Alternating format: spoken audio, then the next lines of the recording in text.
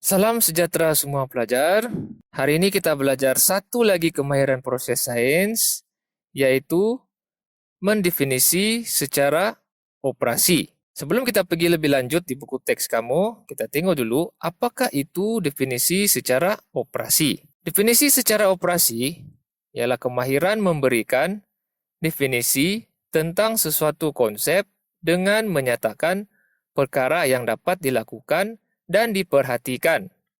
Maksudnya, kita beri penerangan terhadap ayat tersebut dengan mengaitkannya sama ada apa yang kita boleh buat atau ukur atau apa yang kita boleh perhatikan. Ataupun kita sebenarnya mewakilkan ayat tersebut dengan apa yang sudah kita ukur ataupun apa yang kita perhatikan. Oke, contohnya, cikgu, bagaimanakah keupayaan bahan menyerap air boleh didefinisikan?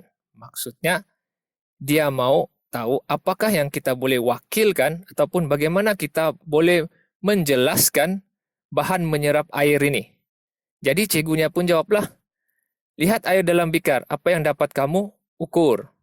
Oke, jadi ini dikaitkan dengan apa yang boleh dibuat dan diukurlah. Jadi budak itu pun jawablah, saya boleh mengukur isi padu air yang tinggal di dalam bikar. Bila kita kaitkan dengan apa yang kita boleh buat atau ukur, maka itulah definisi secara operasinya. Jadi untuk untuk contoh ini, definisi secara operasi keupayaan bahan menyerap air ialah isi padu air yang tinggal di dalam bikar. Kemudian pelajar tu tanya lagi, nampaknya tisu dalam bikar C menyerap air paling banyak. Jadi dia tanya cikgunya, bagaimanakah keupayaan bahan menyerap air paling tinggi boleh didefinisikan secara operasi. Sekarang dia mau tahu pula bagaimana kita mau menjelaskan ataupun bagaimana kita mewakilkan bahan menyerap air paling tinggi itu. Okay, jadi dia tengok di sini, yang paling banyak menyerap air itu, okay, yang dia dapat perhatikanlah, yang paling banyak menyerap air itu isi padu airnya paling sedikit.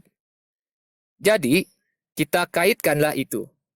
Definisi secara operasi keupayaan bahan menyerap air paling tinggi ialah isi padu air yang tinggal paling sedikit dalam bikar.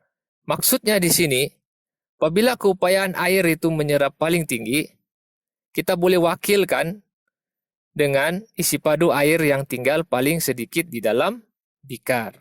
Oke, contoh seterusnya, pertumbuhan anak pokok selepas seminggu. Bagaimanakah pertumbuhan anak pokok boleh didefinisikan secara operasi? Kita mau tahu bagaimanakah mau menjelaskan pertumbuhan anak pokok ini ataupun apa yang kita boleh wakilkan pertumbuhan anak pokok ini. Oke, kepada sesuatu yang kita boleh ukurlah. Jadi kita kaitkanlah dengan apa yang kita boleh buat atau ukur atau perhatikan. Jadi dari hari pertama ke hari ketiga ke hari ketujuh, kita boleh tengok satu, bilangan daunnya itu bertambah. Kemudian satu lagi, ketinggian anak pokok itu bertambah. Jadi kita ambillah itu sebagai apa yang kita ukurkan, yang perhatikan. Jadi definisi secara operasi pertumbuhan anak pokok ialah ketinggian anak pokok dan bilangan daun selepas seminggu lah. Itu definisi secara operasi. Jadi kita balik kepada buku teks kamu. Persoalannya, bagaimanakah pula kita mendefinisi secara operasi tempo ketahanan buih sabun? Dia mau kita menjelaskan ataupun mewakilkan maksud ketahanan buih sabun itu kepada sesuatu yang boleh kita ukur. Jadi kita anggaplah kita buat eksperimen yang sama seperti di atas ini. Yang tadi itu, tentang buih sabun, pelbagai saiz, dan tempo masa yang diambil oleh buih sabun itu untuk pecah. Oke, yang ini tadi itu. Yang ini ya.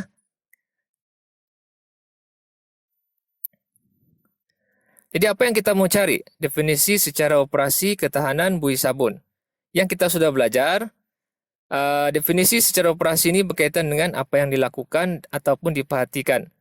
Jika kita dapat cari apa yang kita mau ukur ataupun apa yang kita perhatikan, maka itulah definisi secara operasi kita. Oleh itu, yang kita dapat ukur semasa penyiasatan itu dijalankan ialah tempo yang diambil oleh buih sabun itu pecah kan. Tengok yang kita ukur ialah tempo buih sabun itu untuk pecah kan. Jadi kita dapat sudahlah apa yang kita mau ukur. Jadi apa yang kita mau ukur itu kita boleh gunakan untuk definisi secara operasi. Jadi jawapannya, ketahanan buih sabun boleh didefinisikan sebagai tempo yang diambil oleh buih sabun sehingga buih itu pecah. Begitulah jawabannya. Di muka surat 13 ini hanyalah dialog sajalah. Dan kemudian ada soalan di sini nih.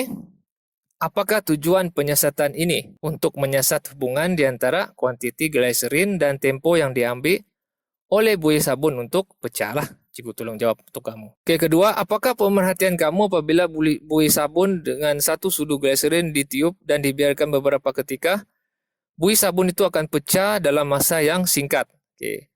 Berikan inference berdasarkan pemerhatian kamu. Dia mau sebabkan buih sabun lebih nipis akibat kepekatan buih sabun yang kurang. Nyatakan pemboleh ubah dimanipulasi dan pemboleh ubah bergerak balas dalam eksperimen ini. Yang dimanipulasi kuantiti glycerin yang digunakan, yang bergerak balas tempo yang diambil buih sabun untuk pecah. Apakah hubungan di antara kuantiti glycerin dengan tempo yang diambil oleh buih sabun untuk pecah? Semakin bertambah kuantiti glycerin yang digunakan, semakin bertambah tempo yang diambil oleh buih sabun untuk pecah. Dan yang di bawah ini hanyalah arahan untuk menjalankan satu lagi eksperimen barulah. Dengan itu, tamatlah sudah kelas kita pada hari ini. Selamat belajar.